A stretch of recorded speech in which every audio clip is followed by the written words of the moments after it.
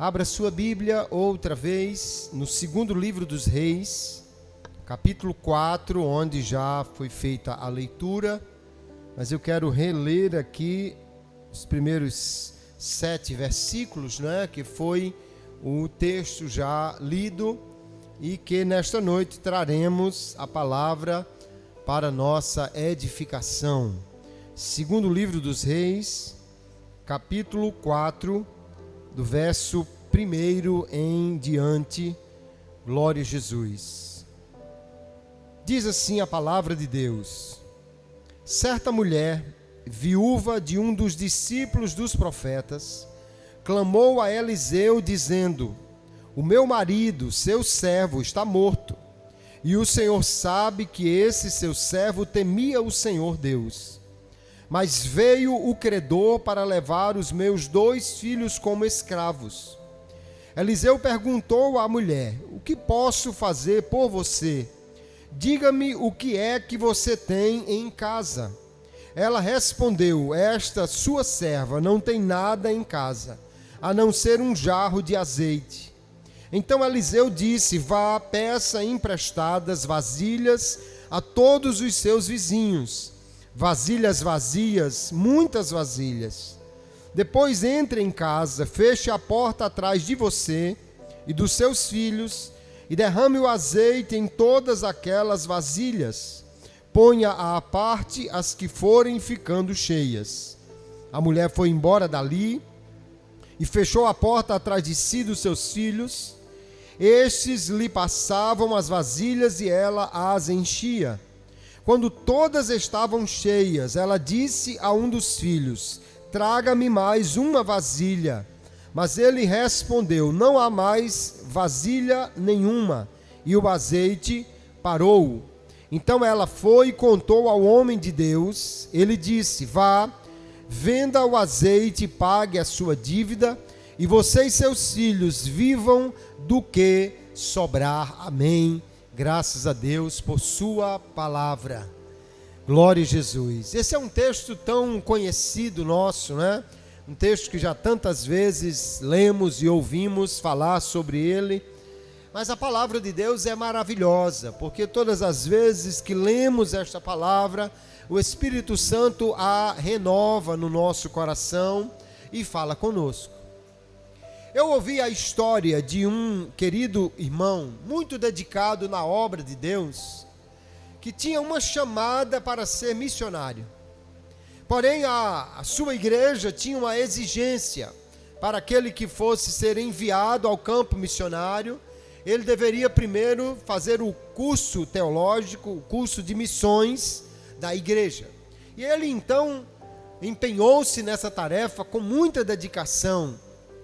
Certo que dentro do tempo estipulado terminaria o curso e seria enviado então pela igreja, porque havia também um tempo correto, uma janela de tempo que ele poderia ir para o país que ele tinha uma chamada.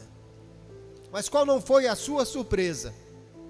Que ele teve problemas de saúde, teve outras dificuldades, e acabou não conseguindo fazer as provas finais do curso a tempo. Foi reprovado nas últimas disciplinas, e porque era uma exigência da igreja, portanto, ele não foi enviado ao campo missionário.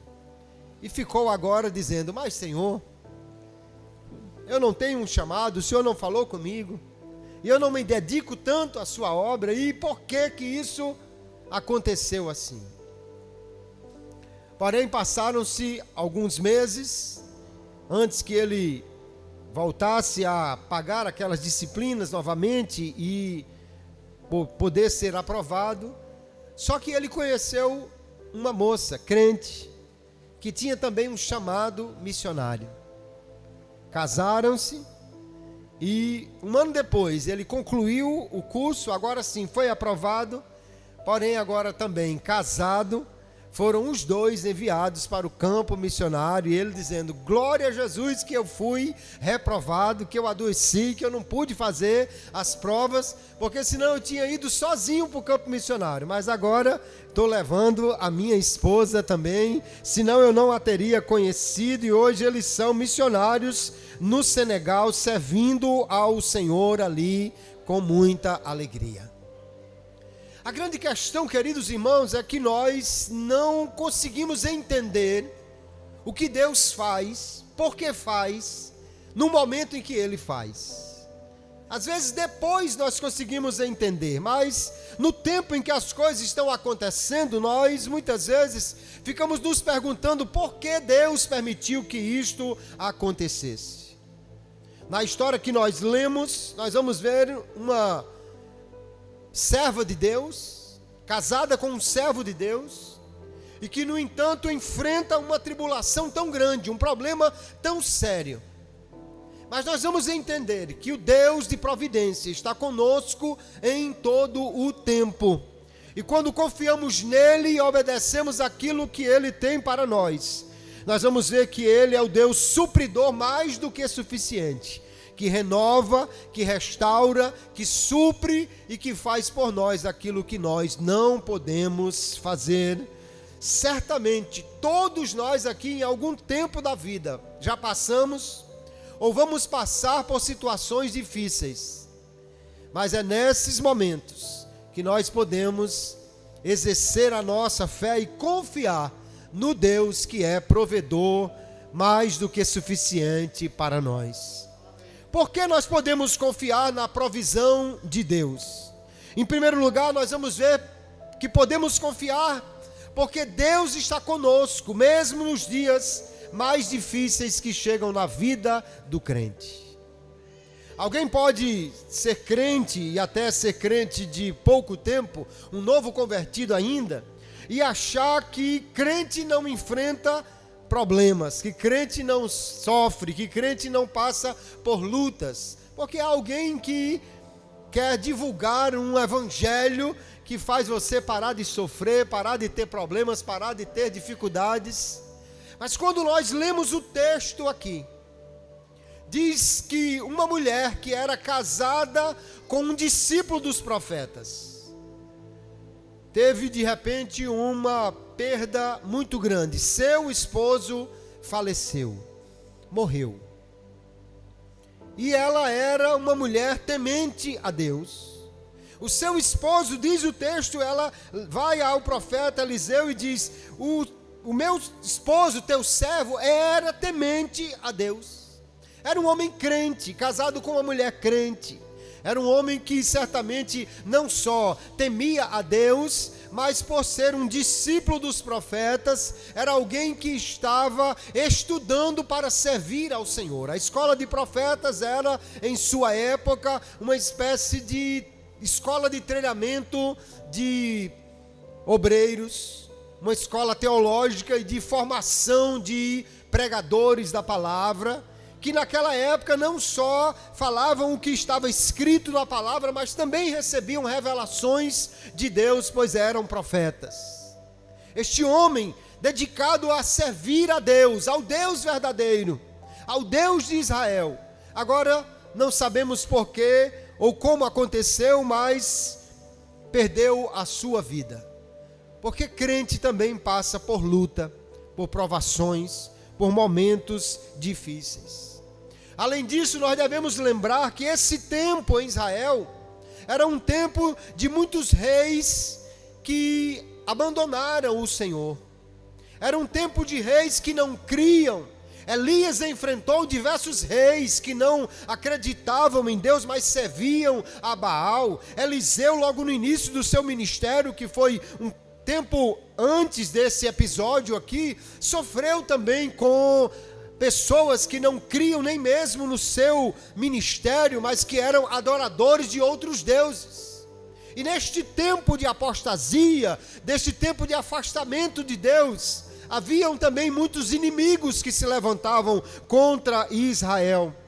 Este tempo de afastamento de Deus vai se prolongar até o exílio, quando o reino do sul vai ser levado para a Babilônia, e antes dele o reino do norte vai ser levado para a Assíria.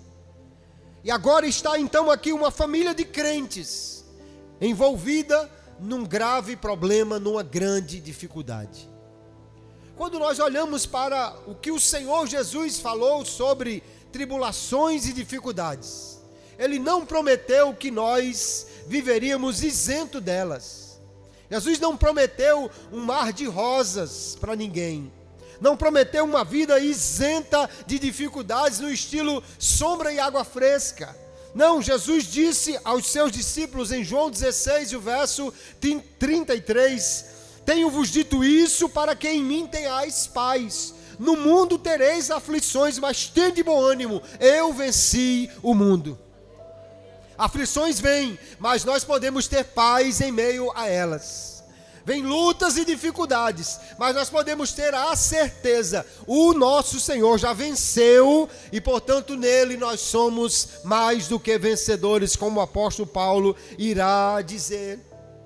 Agora essa mulher está cercada por uma nuvem de ameaças, endividamento, que levaria os seus filhos à escravidão, a possibilidade de passar necessidade, escassez, fome, talvez até pudesse morrer por falta de recursos, porque o mundo antigo era muito pesado, não tinha nenhum tipo de previdência, viúvas eram as pessoas mais sofredoras deste mundo. Agora esta mulher, sem ter certamente alguém que pudesse ajudá-la, porque a lei de Moisés previa que se alguém estivesse pobre no meio do povo de Israel, um resgatador, parente seu, poderia resgatar pagando aquela dívida. Mas pelo visto essa mulher não tinha ninguém que pudesse pagar esta dívida. Seus filhos estavam então a ponto de serem levados como escravos. Mas quando alguém é crente, aleluia, mesmo na luta, na dificuldade, na tribulação, ele tem um endereço a quem dirigir a sua petição.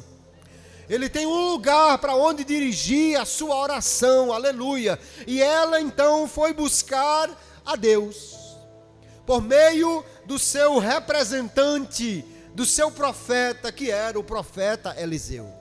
Quando ela vai a Eliseu, ela está indo a Deus, da maneira como naquele tempo se fazia. E vai a ele dizendo, meu marido teu servo, temia o Senhor. Senhor aqui na sua Bíblia também deve estar com letras maiúsculas. Significa que ela está usando o nome de Deus, que nós traduzimos normalmente por Jeová.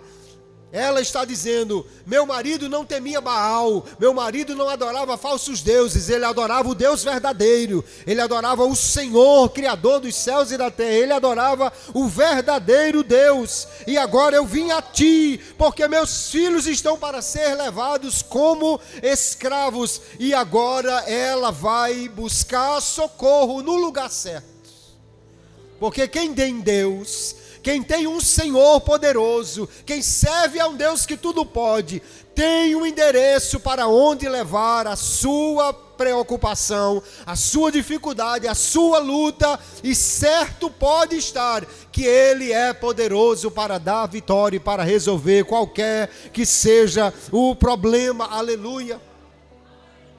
A questão, queridos, é que às vezes nós deixamos Deus como último recurso.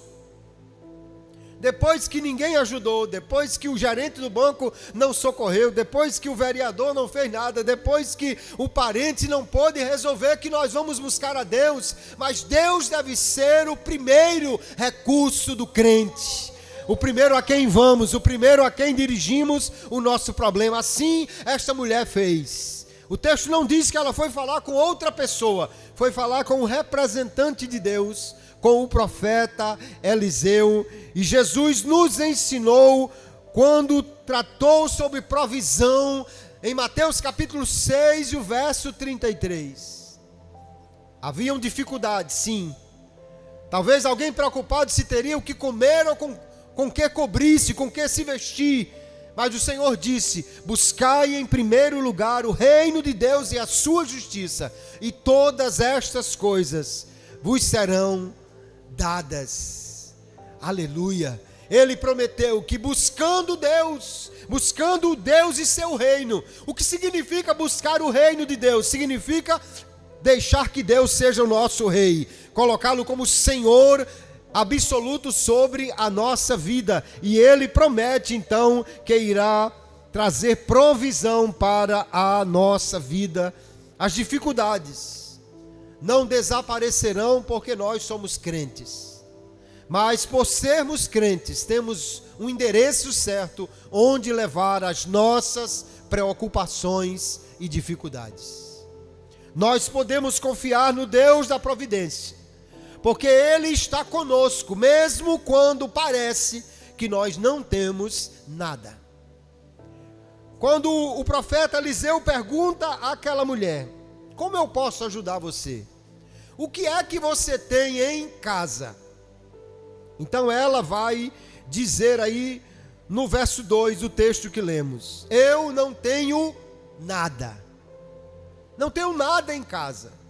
Aí parece que ela lembrou e disse: sim, a não ser uma vasilha de azeite, uma botija, não é? um pequeno jarro de barro, provavelmente, onde ela guardava um pouco de azeite. Mas em seu inventário, a mulher fez uma avaliação muito pequena daquilo que ela tinha. Porque às vezes, queridos, nós olhamos para nós mesmos e para a nossa casa e achamos que não temos nada. Não valorizamos aquilo que temos. Não entendemos o que Deus, inclusive, já tem nos dado. Porque além de uma vasilha de azeite, aquela mulher tinha muito mais coisas. Ela tinha 2 filhos, e pelo visto, sadios e obedientes, porque fizeram o que ela pediu, de buscar as vasilhas, de trazer, de levar a elas. Foram ajudantes prontos na solução do problema. Às vezes nós ignoramos as pessoas que estão do nosso lado, achando que não tem ninguém para nos ajudar. Mas essa mulher tinha 2 filhos, e se eles iam ser levados como escravos, provavelmente não eram bebês de colo. Já deviam ser pelo menos crianças que poderiam executar algumas tarefas. Aliás, o texto diz que eles iam lhe passando as vasilhas à medida que ela ia solicitando. Além de 2 filhos, ela tinha vizinhos que podiam emprestar vasilhas. Ela vivia numa comunidade e, pelo visto, não era uma mulher que brigava com as pessoas ao seu redor. Era uma mulher que tinha vizinhos. Vizinhos que no momento em que foi solicitado o empréstimo de uma vasilha, atenderam. E além disso, ela tinha ainda uma coisa muito mais preciosa em casa. Ela tinha uma fé operante, que Deus era poderoso para fazer multiplicações, e ela tinha uma obediência que a levou a agir em nome desta fé, para fazer aquilo que o profeta de Deus havia lhe mandado. Aleluia! Os bens espirituais são maiores do que os bens materiais. Mas se alguém lhe perguntar: o que é que você tem em casa? Será que nós estamos fazendo o inventário correto? Às vezes olhamos e dizemos: não tem nada em casa. Eu não tenho nada. Não tenho bem algum. Alguém diz até: não tem onde cair morto. Deveria dizer onde cair vivo, né? Porque morto qualquer lugar serve. Mas quando olhamos corretamente, às vezes temos irmãos que oram por nós. Temos pessoas que ainda podem nos ajudar. Temos, acima de tudo, um Deus que não nos desampara em nenhum momento. E se tivermos a fé que é necessária para confiar na providência desse Deus, então o inventário das coisas que nós temos não é tão pequeno quanto essa mulher a apresentava. Ela tinha muito mais coisas em sua casa, e certamente, se você fizer um inventário do que você tem, você também tem muito mais em casa do que você pensa. Aleluia! Agora, às vezes, nós menosprezamos as coisas que temos. Às vezes, até olhamos para os outros e achamos que eles têm muito mais. Mas a fé é um bem espiritual precioso, do qual nós precisamos cuidar. Tem gente que cuida muito para não faltar arroz em casa, para não faltar macarrão. Tem gente que cuida para não faltar perfume. Tem gente que cuida para não faltar outras coisas. Mas será que estamos cuidando para que não falte fé na nossa casa? Como é que planta e colhe macaxeira, ou quem sabe coentro, alguma coisa que você tenha em sua casa, talvez você saiba. Mas como se aumenta a fé? A Bíblia diz, a fé vem pelo ouvir, e o ouvir pela palavra de Deus, ou pela pregação, pelo ouvir o anúncio da palavra de Deus. Quando você lê a Bíblia, você está semeando fé no seu coração. Quando você ouve uma mensagem, você está semeando fé no seu coração. Quando você ouve os testemunhos do que Deus já fez, você está semeando fé no seu coração. Eu não sei se você tem uma horta em casa e você cultiva alguma coisa para não faltar, mas cultive fé na sua família, cultive fé no seu coração, cultive fé na sua casa, porque se não tiver fé, aí sim o inventário está muito pequeno. Mas quem tem fé, quem tem familiares para lhe ajudar, quem tem vizinhos que pode fazer alguma coisa, o azeite é só algo mais no inventário que Deus pode usar para fazer uma grande multiplicação. Aleluia! Ela tinha uma fé obediente. E isso é algo precioso, queridos, porque Deus sempre prometeu abençoar os obedientes. Deus sempre prometeu abençoar aqueles que se submetem a Ele, aqueles que cumprem os seus mandamentos, aqueles que estão dispostos a fazer a sua vontade. E essa mulher vê que tem uma fé que é operante. Às vezes nós dizemos, eu tenho fé, mas ficamos esperando que algo caia do céu. A fé dessa mulher foi uma fé que a fez mover-se. Ela não ficou em casa chorando. Ela não ficou em casa lamentando. Ela foi até Deus na pessoa do seu profeta. E quando recebeu uma ordem de Deus, porque assim era a voz de Deus que falava por meio do profeta, ela recebeu uma ordem de Deus e ela foi lá e cumpriu esta ordem. Foi tão certo que ela cumpriu que o narrador sequer diz que ela fez isso. Já apresenta ela enchendo vasilhas uma após a outra em sua casa. Diz o texto que ela saiu de onde estava, foi até a sua casa e começou a fazer aquilo que o profeta mandou, porque a sua confiança não estava no profeta. O profeta era só o canal de Deus. Ela não levou as vasilhas até a casa do profeta. Na sua casa, ela obedeceu a Deus e ali ela recebeu o milagre de provisão, porque ela tinha certeza, quem vai fazer não é o profeta, quem vai fazer é o Deus do meu marido, o Deus do profeta, o Deus de Israel, o Senhor a quem nós servimos. Esta ação seria de Deus e não de nenhum homem, por isso ela fechou a porta e começou a encher vasilhas. Eu não sei quantas ela pediu emprestadas, mas o texto diz que não foram poucas, porque assim foi a ordem do profeta. Ela começou a encher uma vasilha após a outra. Não sei que tamanho eram essas vasilhas. Se fosse uma pessoa de muita fé, podia pedir os vasos maiores que os vizinhos tivessem, porque o profeta prometeu que Deus encheria os vasos que ela trouxesse. E então os filhos foram passando os vasos um após outro, até que ela pediu mais um e ele lhe disse, não tem mais, acabou-se. O texto então diz, o azeite parou.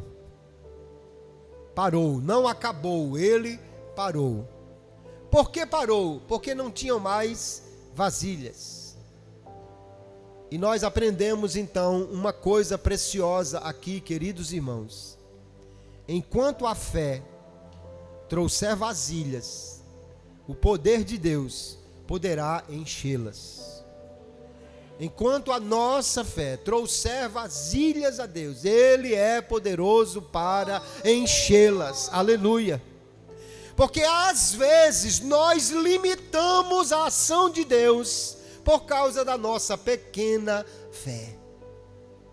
Lá em Marcos capítulo 13, no finalzinho deste capítulo, ele vai dizer assim: e não fez muitos milagres ali, na sua terra, na Galileia, por causa da incredulidade deles.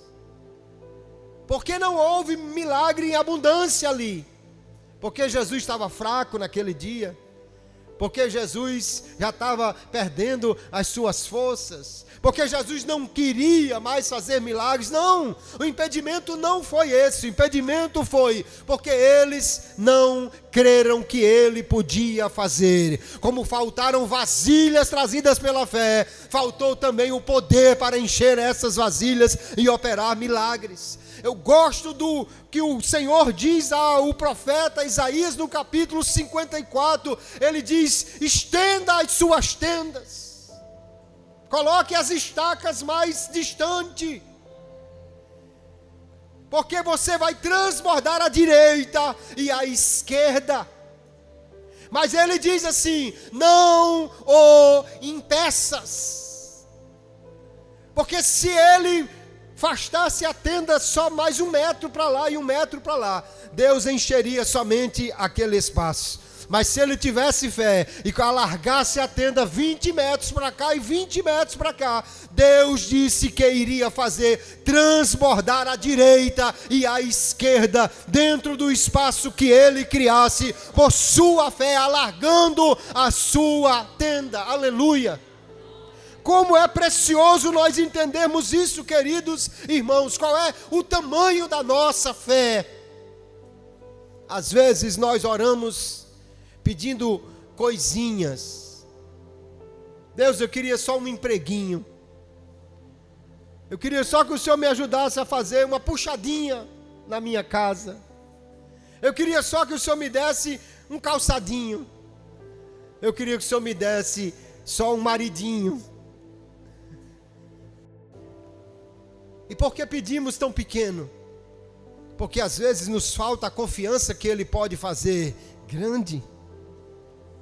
Mas se nós olharmos para quem é Deus e o que Ele pode fazer, a nossa fé se apoiará não em coisinhas, mas em coisas grandes. Aleluia! Eu imagino essa mulher chegando nos vizinhos dizendo: me empreste vasilha, pegue 2, não tem mais não, me dê mais 3, mais 4, mais 5, me dê todas as vasilhas que você puder me emprestar, porque o homem de Deus disse: não peça poucas, peça muitas, porque Deus vai encher as vasilhas que você apresentar a Ele. Aleluia! Que nesta noite nós possamos sair daqui, queridos, com uma fé ampliada por esta palavra. Quantas vasilhas a nossa fé levará ao Senhor? Temos fé que Deus há de restaurar a nossa família. Temos fé que Deus vai salvar os nossos parentes. Temos fé que Deus vai agir na nossa vida financeira. Temos fé que Ele vai curar as enfermidades. Temos fé que Ele vai operar grandiosamente. Porque se você puder trazer as vasilhas pela fé, Deus poderá enchê-las com o seu poder até transbordar. Não há limites do que Deus pode fazer, mas às vezes nós impomos limites por causa daquilo que nós cremos. Eu li a história de George Miller, um inglês que tinha muita fé. Ele tinha muita fé. E ele montou um orfanato. O orfanato era tão grande que chegou a ter 1000 crianças. E ele não tinha nenhuma instituição que o ajudasse financeiramente. Mas um dia conta a história que um famoso pregador, conhecido pregador, Charles Spurgeon, foi pregar em Londres. E a coleta do culto, a oferta do culto daquela noite, rendeu 300 libras, que era muito dinheiro para a época. E ele foi fazer uma visita a George Miller no orfanato. Quando chegou lá, Deus lhe disse assim: dê as 300 libras para George Miller. E aí Spurgeon começou a brigar com Deus: mas Senhor, não dá, eu preciso do dinheiro. Eu preciso do dinheiro para algo que já está me esperando lá na minha igreja. E Deus disse: dê as 300 libras para George Miller. E ele então voltou, já estava saindo lá, voltou e entregou, está aqui. Deus mandou eu lhe entregar esta oferta.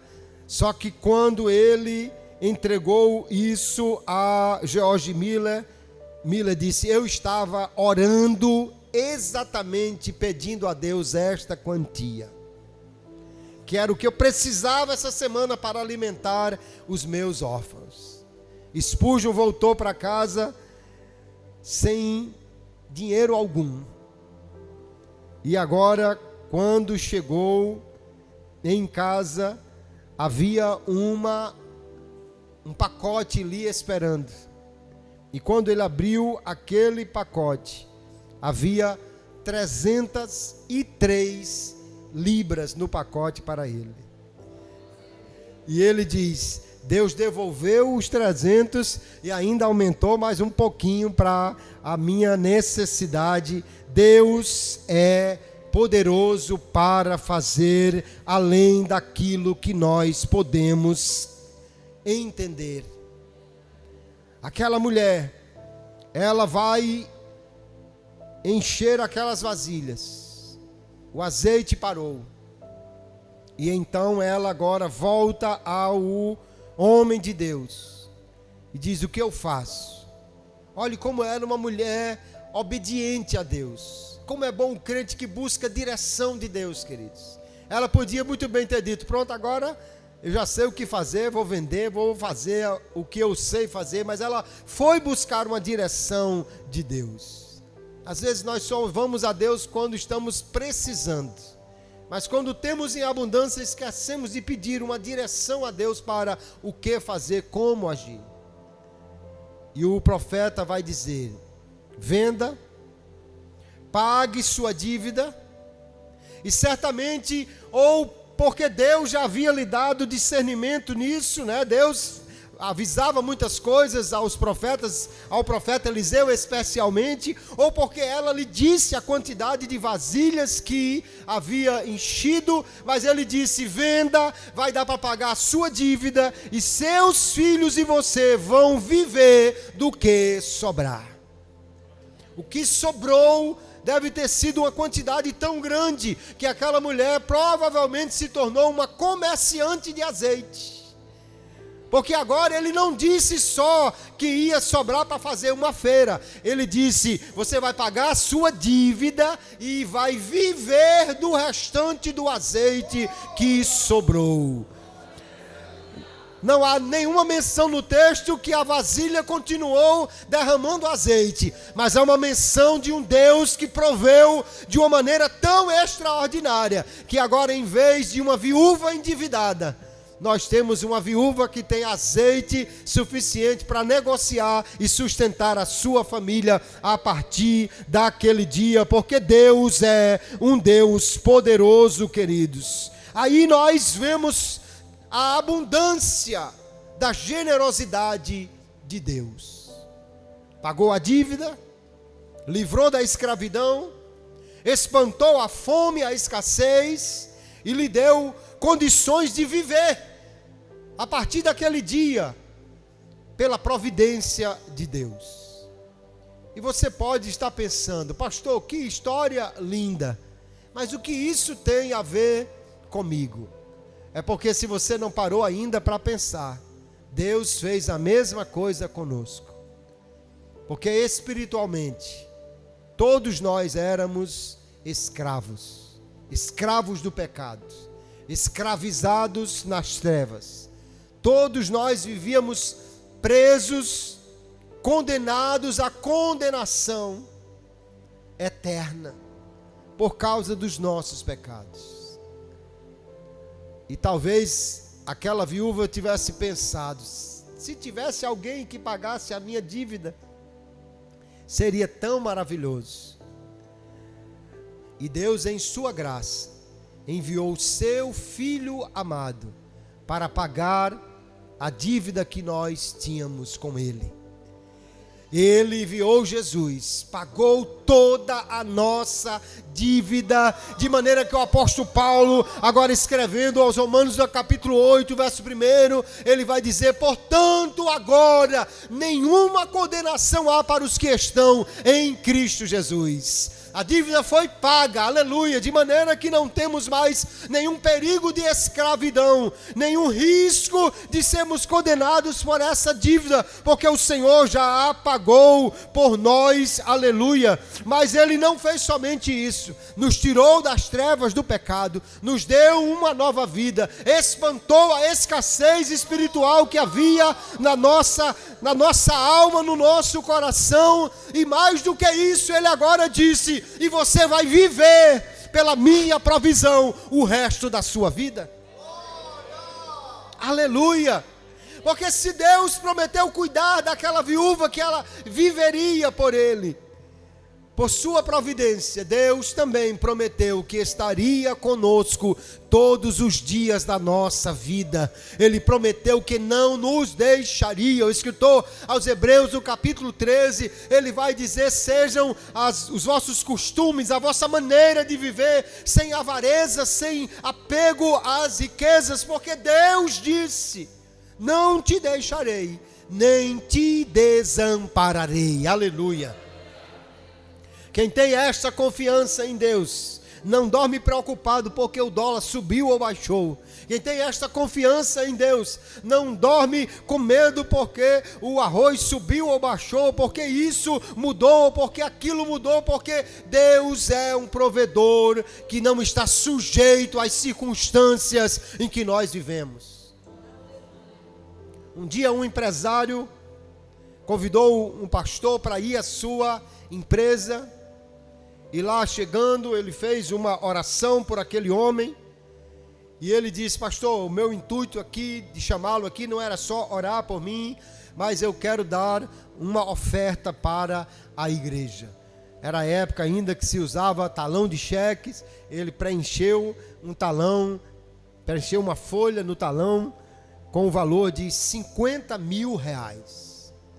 E o pastor já saiu dando glória a Jesus quando viu ele preenchendo o cheque. Já ia resolver tanta coisa na igreja, aquela boa oferta. Mas quando ele terminou de assinar o cheque que está entregando ao pastor, entra alguém assustado na sua sala e dizendo: seu fulano, aconteceu uma coisa terrível. Que foi? A sua fábrica lá da outra cidade pegou fogo e foi um prejuízo de tantos milhões de reais. E ele olhou para o pastor e disse: pastor, eu creio que o senhor vai entender que eu agora vou ter que pedir esse cheque de volta e vou dar outro. Não, meu irmão, tá certo, veja aí o que é que o senhor pode fazer, não se preocupe. E aí ele pegou o cheque. O pastor já estava pensando: meu Deus, deve vir aí no máximo uns R$500 de oferta. E ele preencheu, o cheque era de 50 mil, ele preencheu um cheque de R$200.000. Mas por que você resolveu aumentar a oferta? Porque eu acabei de lembrar que não posso confiar nas riquezas deste mundo, porque elas vão e vêm. Mas o Deus em quem eu confio, Ele é maior do que qualquer circunstância. E eu sei que eu estou semeando para Ele. Glória a Jesus. Não estou dizendo isso para que você se empolgue para ofertar, mas estou dizendo isso para que você tenha certeza que Deus é um provedor suficiente para a nossa vida. Aleluia. Em Efésios capítulo 3 e o verso 20, o apóstolo Paulo, num momento ali de adoração a Deus, ele diz: aquele que é poderoso para fazer infinitamente mais. Ou em outra versão diz: muito mais abundantemente além do que pedimos ou pensamos, segundo o seu poder que opera em nós. Aleluia! A esse seja a glória. Paulo está dizendo: você tem coragem de fazer um pedido grande a Deus? Pois ele diz: Deus é poderoso para fazer infinitamente mais do que nós pedimos. Qual é o seu pedido mais extravagante? Qual é a coisa que você dizia assim, a coisa mais louca que eu poderia pedir a Deus, que é um negócio extraordinário? Paulo nos garante: Ele é poderoso para fazer mais do que você pode pedir. Então deixa eu traduzir numa frase curta.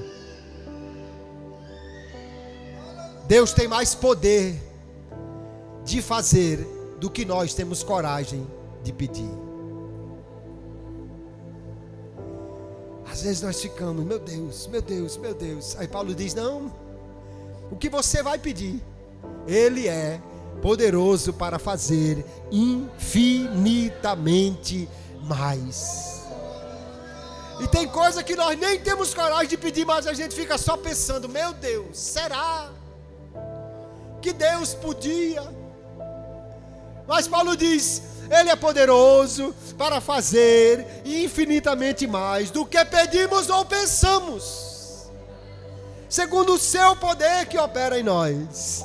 Você não tem coragem nem de pedir, fica só pensando, mas Deus é poderoso para fazer infinitamente mais. Aleluia!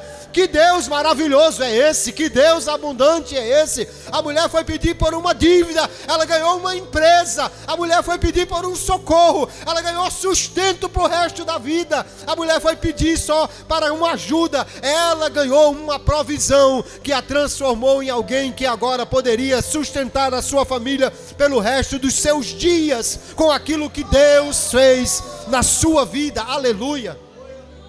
Nós somos abençoados por Deus com toda a sorte de bênçãos, e em Cristo recebemos a libertação da dívida espiritual que tínhamos.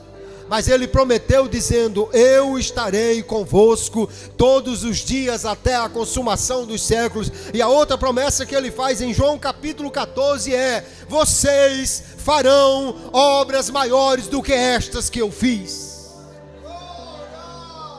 Meu Deus, nós faremos coisas maiores.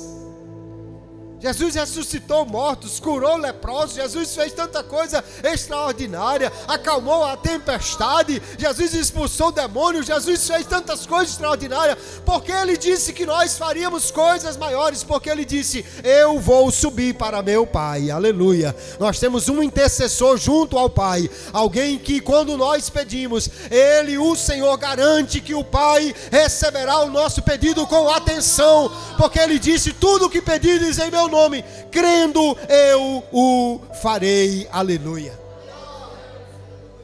Que Deus de provisão extraordinária é essa que nós temos?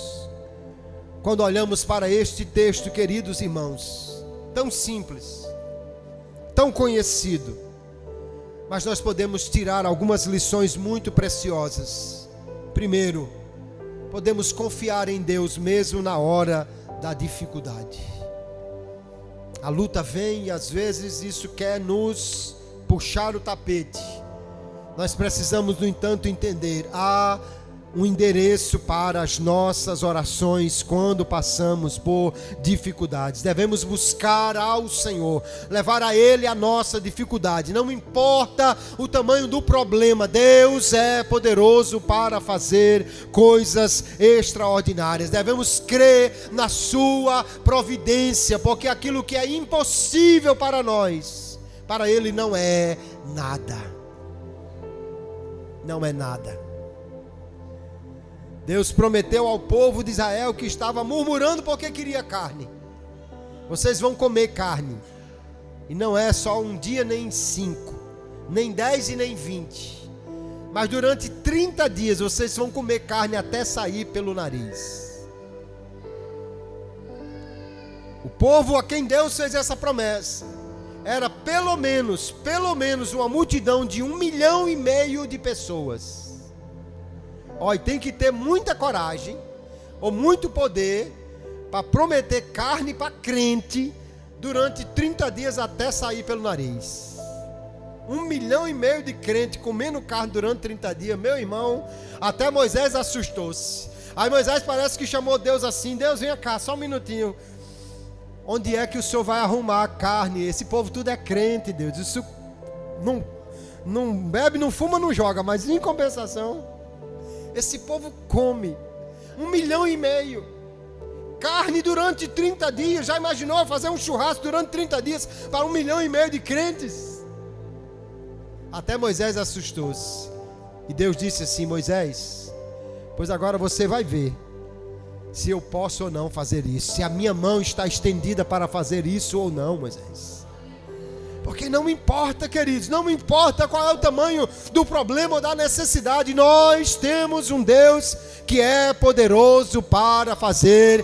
E a Bíblia diz que Deus mandou, aleluia, uma quantidade tão grande de codornas, de codornizes, que encheram a terra até quase 1 metro de altura, e aquele povo comeu carne até sair pelo nariz.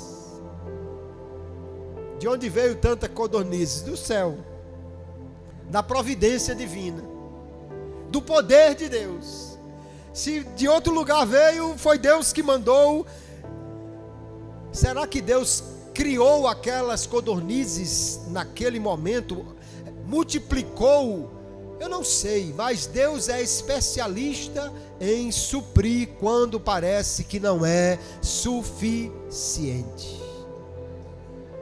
Devemos valorizar aquilo que Deus já nos deu. Quando alguém lhe perguntar o que você tem, nunca diga nada. Diga: eu tenho fé, eu tenho Deus, eu tenho amigos, eu tenho irmãos, eu tenho família, eu tenho um Senhor que cuida de mim, que é poderoso para suprir. E o que Deus mandar fazer, faça. Porque pode parecer loucura, mas se Deus manda fazer, nós podemos ter certeza que Ele é o Deus que se responsabiliza. Aleluia. Eu ouvi a história, um testemunho de um pastor. Deus mandou que ele fosse em tal endereço onde tinha uma igreja. E ele chegou lá, a igreja estava fechada. E Deus disse assim para ele: diga ao povo que eu vou abrir essa igreja. E ele começou, chegou alguém perguntando o que era, e ele disse: Deus me disse que vai abrir essa igreja. E o povo começou a dizer: olha, infelizmente isso não vai acontecer, porque nós construímos essa igreja, mas a pessoa que estava à frente da obra, depois de tudo pronto, colocou no nome dela, a gente não sabia, e ele vendeu para uma empresa essa igreja, e agora é um depósito aí, e o homem disse que não vende para ninguém. Mas onde é o endereço? Foi bater lá no escritório da empresa, porque Deus disse: vá que eu vou reabrir a igreja. Quando ele chegou lá, falou com a recepção da empresa, explicou, e alguém disse: o senhor está louco, o dono dessa empresa é um bruxo, ele tem ódio de crente, e ele jamais vai fazer isso, mas diga que eu quero falar com ele. E quando contaram a história, o camarada mandou ele subir para o escritório só para zombar da cara do pastor. Como é? Diga aí de novo. O senhor disse que Deus disse que vai abrir a igreja. Deus me mandou aqui para dizer a você que devolva a igreja. Eu não vou devolver nunca. Aí o Espírito de Deus disse assim no coração dele: pois pergunte a ele, se eu levantar a filha dele que está de cadeira de roda e ninguém pôde resolver, se ele devolve a igreja. Aí o pastor olhou para o homem e disse: pô, Deus manda lhe fazer uma pergunta. Se ele levantar a sua filha que está de cadeira de roda, o senhor devolve a igreja? Aí o homem começou a tremer, que ninguém sabia dessa história. Ninguém sabia que ele tinha uma filha paralítica, desenganada pela medicina. E aí o homem disse: e quando é que Deus vai fazer isso? Aí o pastor já estava cheio de fé também, disse: faz agora. Pois se Deus fizer, eu devolvo. Ligue para a sua casa. Quando ele ligou para casa, alguém atendeu o telefone, já gritando, já aos pulos, já celebrando, já dizendo: olha, fulano, tu não sabe o que aconteceu. A menina levantou-se da cadeira de roda e está correndo aqui no meio da sala. Aleluia. Aquele homem, conta o pastor no seu testemunho, não só devolveu à igreja, como aceitou a Jesus como seu Senhor e Salvador, porque o Deus a quem nós servimos não conhece impedimentos quando Ele quer fazer. Aleluia. E quando nós obedecemos a sua voz, podemos ter certeza que Ele é o Senhor que fará coisas extraordinárias na nossa vida. Aleluia. Glória seja dada ao nome de Jesus. Fique de pé comigo para nós concluirmos esta mensagem. Aleluia. Quantas vasilhas a sua fé pode levar a Deus nesta noite? Quantas vasilhas a sua fé pode levar ao Senhor nesta noite? Aleluia. Porque se creres, o Senhor disse, verás a glória. Se creres, o Senhor pode fazer. Aleluia. Não sei qual é o seu problema, a sua luta, a sua dificuldade. E pelo fato de você ser crente não quer dizer que ela não vai surgir. Mas eu sei que nós servimos a um Deus cujo poder é extraordinário, ilimitado. Ele pode fazer infinitamente mais. Mas Ele tem uma exigência. Hebreus capítulo 11, o verso 6 diz: sem fé é impossível agradar a Deus. Por quê? Ele explica. Porque aquele que se aproxima de Deus precisa crer que Ele existe. Não só que Ele existe, que Ele é real, mas Ele continua e que é galardoador daqueles que o buscam. Pergunte pela rua que a maioria das pessoas vai dizer que Deus existe. Até quem se diz ateu luta contra uma coisa que ele diz que não existe, mas ele está lutando contra alguma coisa. Se ele tivesse certeza absoluta que não existia, ele não lutaria contra isso. Mas a maioria das pessoas vai dizer: Deus existe. Porém não basta isso. Ele diz: é preciso também crer que Ele é galardoador daquele que o busca. Significa, eu devo buscá-lo, e na confiança de que Ele vai fazer, que Ele vai operar, que Ele vai agir, porque Ele é Deus Todo-Poderoso e fiel.